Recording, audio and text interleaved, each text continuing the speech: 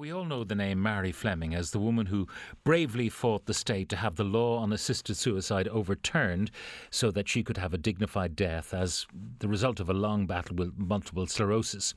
She lost her case in April 2013 and then on December the 20th last year she died. Through her courage and eloquence, she put the right to die issue firmly in the minds of the public and the government and was described by the High Court President as one of the most remarkable witnesses to have come before the courts. Before she died, one of her final acts was to complete her memoir. In her final words, she writes, "All people see now is a woman in a wheelchair who can't speak very well, who can't move at all, but I lived, I loved, I am somebody." And this is Marie Fleming's story entitled An Act of Love. And her partner and carer, Tom Curran, is with me in the studio today. Tom, good morning. Good morning. First, I have to say, it's a brilliant book. Yes. I mean, the narrative is compelling. It's an old-fashioned page-turner. Yes, well, Marie had been writing it, unfortunately. It has, for about 15 years. She started about 15 years ago and then really completed it by adding the chapter about taking the state on. But I think people see her through that prism only. Yes, and that's one of the lovely things to us, to our family, about the book being out there, because that's all people see. They see Marie as the person in the wheelchair who went to court for the right to a dignified death. But there's an awful lot more to Marie. Right back from her childhood, she was a fighter. And it's great for us to get that story out there. Her own childhood was not a happy one because her mother didn't want to be married as young as she was married, and Marie was her child that kind of forced the marriage. Now, there's a lot of complication in that side of the family, which we leave to readers of the book to understand, but it coloured everything about her childhood. Yeah, that's a part of her life that I know nothing about, because I only met Marie 20 years ago. You only read it in the book. Well, I helped her with the book at that stage, and we spoke about it, and it was as a result of speaking about it that she started to write the book. But the thing that it really shows is the courage that was there right from the start. Even the fact that having to give up school at 14 to look after her family, to be the substitute mother of the house, that she went back. Her mother ran off. Yes. And she ran off several times, came back several times, but it really meant that this young girl who should have gone on to, she was very clever in school, should have gone on to get the full education, was deprived of it. Yes, but she went back and got it. She was determined enough that she was going to educate herself, and she went back, keeping down a job, looking after a family. She went back and she educated herself and got an MA. From the book, it would appear that her mother resented her because she was the one who put a stop to the life that her mother might otherwise have had. That's in the early days before she ran off and tried to find the life that she thought she was entitled to.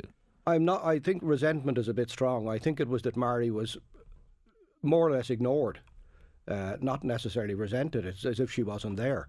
And that's the impression I got from Marie. But, her fighting spirit was there right from the start. Yeah.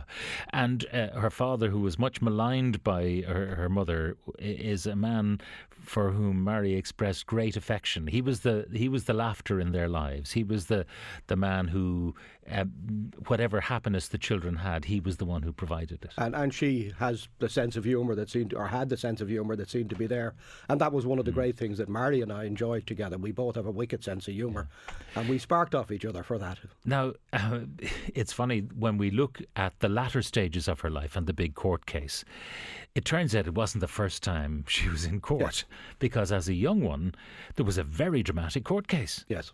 Do you want to tell a little bit about that? Well, I don't know much about it, to be honest, only from what Marie has put in the book, because it's a chapter of her life, because she was quite young as well. Her father took the senator to court under some... There's a Senator Paddy McGowan, who was a hotelier. Law of stealing his property. And he won. Yeah, they had a settlement. It was heard for a couple of hours, and then, but it was a victory for him. The story is quite compelling because it looks like the kind of story that you would think would scandalise rural Ireland and couldn't actually happen, but it did happen. Yes, and I better stop talking too much about it, or people won't buy the book. I think they'll be even more intrigued. I know, yes. Listening to our conversation this morning. It's unfortunate as well that in the book that is also dragging up things like that and the scandals that happened a long time ago, and that it's difficult on the family that these sort of things are being brought up again. But it tells us much about the formation of this girl who had to do all the washing and cleaning. And she talks about a mangle outside in the yard to squeeze the moisture out of the sheets. Really hard graft. Well, I think every household in those days was a bit like that. I mean, very few people. I remember we hadn't got a washing machine, so my mother. You don't expect a 14-year-old not a 14-year-old to take it on for a full family. No, especially when she was so keen on getting education. Now, she goes on then to talk about her relationship with Jumbo, and he was the father of Karina that everyone saw on the Late Late Show with yourself and Simon on Friday night. And I mean, in a sense, she was following in her mother's footsteps. What happened to her? Yes. It's lots of people suggest that Marie got pregnant to get out of the house, but we don't know. She's of the impression that it was a pure accident. The two innocents. Yes, exactly. Yes. But she, as any young child of that age in the situation she was in, she craved love. She craved someone to love her, and Jumbo was the person that was there, and they were in love. Yeah. And then she had a marriage with Alan, and that did not work out, but that begat Simon, who was on the show with you on Friday night. Bring us forward, though, to when you two met and how you met. Because at this stage she'd accomplished an awful lot in her life. Yes. Marie had MS when I met her, but it wasn't visible. She was in relapse and remitting and was getting a relapse maybe about every year. Now, how had she ended up in UCD at this point? She was lecturing in UCD. She was lecturing women's studies in UCD. She'd come back from Wales, where she was working. She had a very powerful job in the university in Swansea, and came back to Ireland because of her marriage breakup. Her, I suppose, instinct was to come home, as she put it herself. She ended up living in Wicklow, and I met her through a friend who asked me to give her a hand with some computer problems that she had, because I was an IT insultant, as I call myself, because I got paid very well to tell people what they already knew. An insultant. So you met through that process. Yes. Now, you yourself had had a previous relationship, and so you were in similar circumstances. We were both separated for quite some time. Yeah. And we just hit it off, just got on very well. And I think it was the sense of humour that started it all, that sparked it. Because when I met her first, I, as I say, I was asked by a friend of hers to give her some help. And I just casually said, well, if you help me, if I help you, you'll have to take me to lunch. So that's how it happened. That would be the payment for helping. Now, at this stage, although she had MS and it wasn't that evident, you didn't know about this. No. Tell me about how she told you. Well, that was, I mean, again, this was a sort of a real chapter in our lives, because she knew, and I knew, that the relationship could go somewhere. We weren't sure that it would, but it certainly seemed, even after a couple of weeks, that the relationship could go somewhere, and that we seemed to get on very well. So we went for a walk on a beach down close to where we lived for the remainder of Marie's life, at Clogga Beach, and she had her dog with her. The dog that I got on very well with. He was used as a way of determining whether I was going to pass the test or not. But anyway, she said that she had something to tell me, and I sort of assumed she was saying, this is going nowhere. I want us to separate or part. And instead she told me that she had MS, and I sort of said, well, that's grand, fine, where do we go now? I mean, literally, where do we go now? Do we go for a coffee, or, when we leave the beach? And she said, no, this is serious. I want you, I don't want you to give me an answer now. I'm telling you now this because there is a possibility that I'll end up in a wheelchair there. And I said, I know about MS. I can understand. I know what could happen. Because you can get total remission from MS sometimes, and then other times it is rapidly progressive. Yes. Well, it moves. A lot of people are diagnosed into the stages of relapse and remitting, which means they have a relapse and then they get a remission from that relapse. And the relapses can be as far apart as 2 years, or they can be as frequent as a month. But then some people move beyond that into what's known as progressive. And then the relapses have no remission. And Marie moved into that some years later.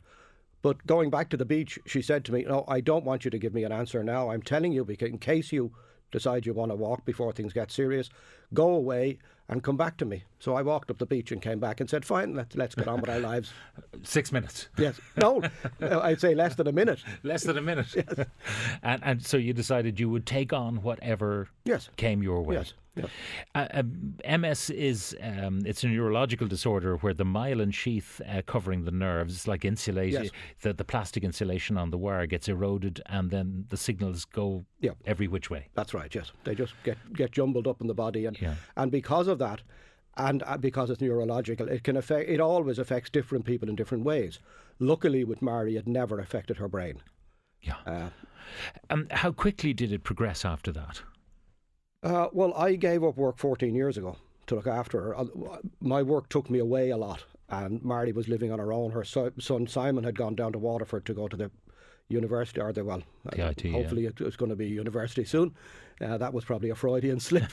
But so she was on her own in the house, and it became obvious that it was too dangerous to leave her on her own for lengthy periods. I was away at night with the jobs that I was doing. I came back one time to find her on the floor that she'd fallen, and she was there for 4 hours. So this was over a Christmas time, we decided that I would not go back to work. So it had progressed to the point at that stage, but she could still get around, she could still move, she could still walk with the aid of crutches. And then that gradually got to the stage where she had to have a rollator and then the wheelchair. So the progression at that point was fairly rapid. She had moved into progressive. Yeah. She writes very honestly about the challenges of suffering from MS, and the resistance to having someone else bathe her, for instance. And eventually, I mean, she said, and I'm only paraphrasing from memory reading the book, do I want to become a stinky old person, or am I prepared to put up with what she perceived to be the indignity of being watched by somebody else? But then she got used to that, and like all of these things, began to enjoy the shower, for instance. It gave her relief. Yes. She used to enjoy being taken up in the morning, and because it got to the point where absolutely nothing as far as her body, except for her head, and her swallow had deteriorated a lot, but absolutely nothing in her. She couldn't even move her fingers. So she had to be hoisted out of the bed, but every morning she got out and had her shower and really enjoyed the shower. She just loved the water running around. She could just about feel it because a lot of the feeling in her body had gone. But the water, the warm water on her body was one of the few things that really gave her, I suppose, a feeling that she was still alive. Now, you had, in spite of these terrible difficulties, you had your regular excursions, out for coffees and things like that. Oh, yes. We were regular in Bridgewater, and we used to go down to the Wooden Bridge Hotel for lunch every now and again. And so, yes, we got out. I mean, Marie was determined to live as much of life as was possible for her. And we had some great times. When did you first start discussing the possibility of an end-of-life scenario where she might have to be helped? Because at this point, there was no way she could ever take her own life in any shape or form. That's correct. The conversation came up, I keep saying I've been saying 7 years ago for about a year now, so it must be 8 years ago, and it came up casually on the basis of we were talking about future and where the future was going to take us both. And she just said that if it gets to the point that I don't want to tolerate it, I want to die. Now, at that stage, she probably had the ability to help herself.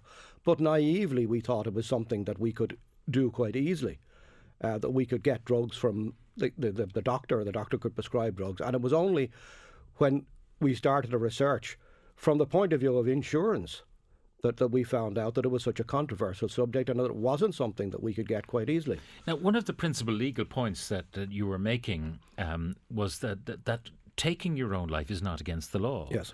But assisting someone to do something that's perfectly legal is against the law. Yeah, it's to the best of our knowledge, it's the only law that's on the statute books anywhere in the world that it's illegal to help someone do something that's perfectly legal. And to me, that doesn't make any sense. I understand the emotive difficulties of suicide. And also the whole ethical thing. And I know in other jurisdictions they have all sorts of safeguards and numerous doctors and so on, and consent being a key thing. Because, in the old days where they dump someone in the county home, even though there was nothing wrong with them mentally, and the whole idea being that someone coveting the family farm decides to give a little push along the way. They're the kind of worries that people have, and older people have those worries. Of course, and they're genuine worries, but I think that we can, as a society, build enough safeguards in to the whatever law to ensure that doesn't happen, or it's minimised. We can't protect everybody from everything. When Marie and yourself embarked on this court case, and of course it was a joint effort, even though she was the one at the heart of this, did you travel more in hope than expectation? Yes. I mean, it was a very, very long shot. You knew it was an uphill battle. Yes. But one of the things that Marie decided herself was that she was going to get the topic out there and get people understanding it. That was one of the things. And also, her main reason for going to court was to protect me, or to protect the people because who would offer to help. Because you had said to her, look, when the time comes, I will not be wanting. Yes, and that in fact kept her alive for 6 years, because she had booked to go to Dignitas 6 years ago, Dignitas in Switzerland, where they legally help people to die. Yeah. And it was on the basis of me saying that let's live on for, both of us together for as long as we can. But was she concerned that if you had gone to Dignitas that you'd be in trouble when you came home? Well, she was concerned about that as well, but at that stage she didn't want to die. She was going to Dignitas because that was the only option that was legally available to her. So we said, fine, we'll find an illegal option for you and I will help you. And the reason for going to court was to try to protect the people around her. Now, the court case commanded huge publicity, and the outcome was, as we know, was a failure. Yeah. But it wasn't an entire failure, because there were comments of the judge which would seem to prompt the government, maybe that it should be looked at properly, the Law Reform Commission and so on. Yes. But also in terms of the costs of the case, which could have banjaxed everybody. Yes. And what was the finding on the costs? Well, the costs in the High Court were awarded to us, and 50% of the costs in the Supreme Court were awarded to us, and the state's costs were covered by the state.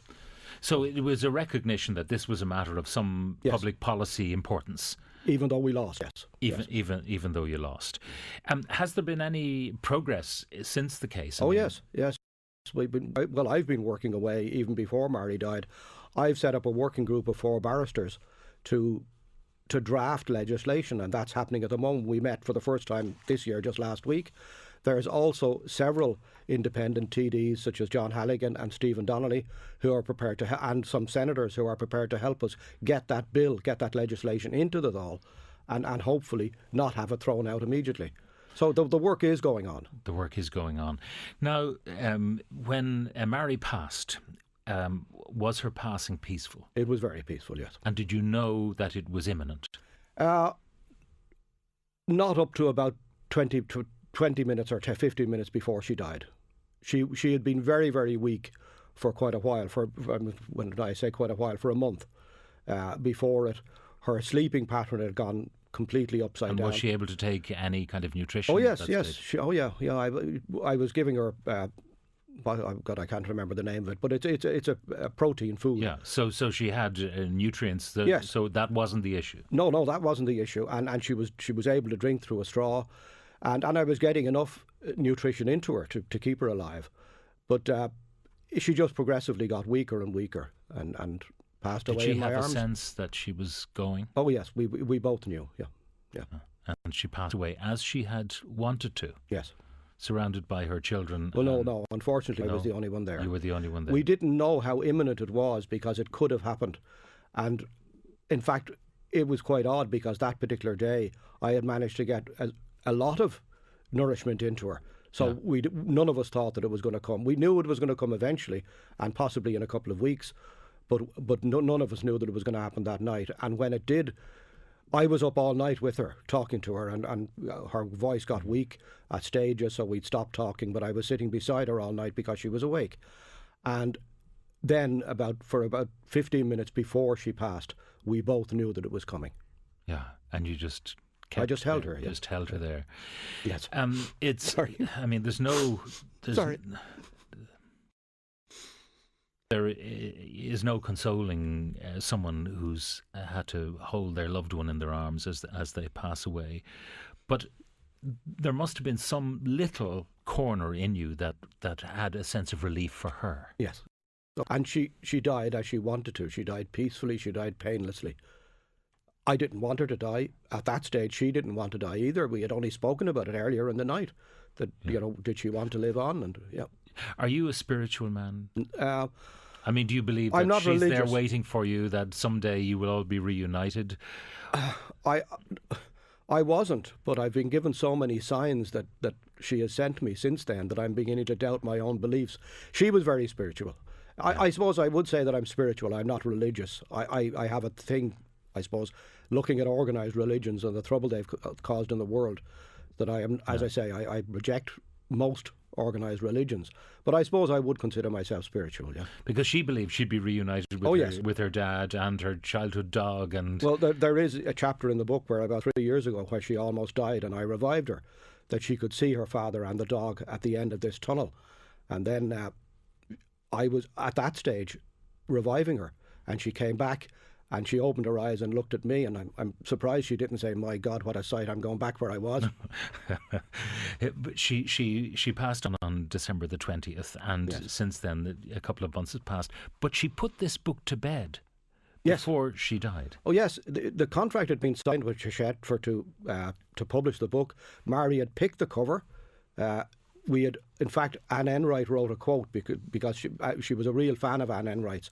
Anne Enright had written a quote for the book itself, for the cover, and I read it to her the night before she died. So she was delighted. Everything, as far as the book is concerned, was all sorted out. And in fact, there's the only copy that was printed at the time. Hachette rushed a copy through to us, thinking that she would see it. But I put it in the coffin with her. The book is terrific. I said that at the very beginning. I mean, it's not a book that is going to. Of course, it is moving in many ways, but it's gripping. Yes. I mean, it is terrific narrative. Most people that have got it and say that they just can't put it down. Yeah, it's not the kind of people might think it's about mourning and all of that. It's not. No, it's actually very life affirming. It is. Yes. You in politics, is that life after Marie? Is life in politics? What are you going to do? Well, it's not new. It's probably, I mean, I've been an activist all my life. Even when I was in my 20s, I was a very strong activist around Dublin, and I lived in England as well. I ran out of time, I suppose, and when we moved to Wicklow, we both loved the Wicklow area. I got involved in community activities there. And I just had to give it all up because there was no time to look after Marie. The only things that I kept going were the things like her campaign, but also working for carers. And I've worked for carers for the last 15 years. I'm on the board of the Carers Association, so I'm not new to community politics. It's just that I haven't been involved for a long time. And this is my way of giving something back to Wicklow if they'll take me. Well, if they'll take you, that's the big question on every potential politician's lips. Yes, but we'll never know unless I try. Well, look, Tom, thank you very much for coming in. The book is in all good bookshops now. It's called An Act of Love. It's published by Hachette Books Ireland, and it's priced at $15.99. And Tom, thanks a million for joining us on the programme this morning.